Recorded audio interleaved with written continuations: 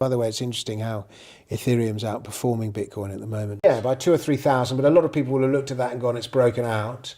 And Richard calls it a Judas candle. I described it as from false moves come fast moves in the opposite direction. Yeah. And now we're in correction mode, and we seem to have stabilized around 56, 57, 58, something like that. I don't think we've stabilized at all. So basically, I'm reversing it for you guys at home. Bitcoin went up, and then it fell out of its parabola, just as I predicted, and then it dropped 55%, and then it did something weird, which it's never done before, and decided to go and make an ever so slightly higher high, which I think is a double top. It doesn't have to be, but I think it is. And then it's gone down again. It's gone down 20%. Now here's the deal.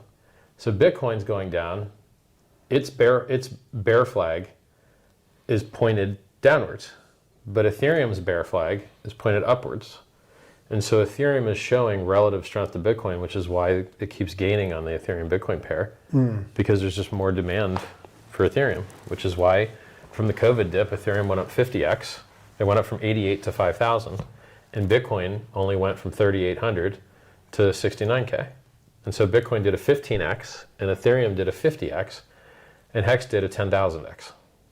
So I only... From the COVID lows to its high was 10,000? No, from January 5th.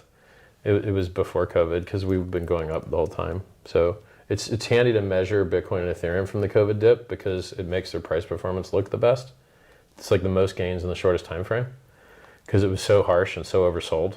Like, everyone got bankrupted. Everyone that was low leverage long got nuked. Everybody that was like, thought they were safe, they were all liquidated.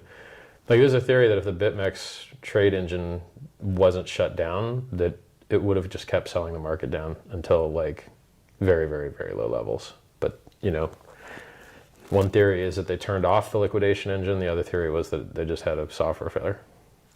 Who knows?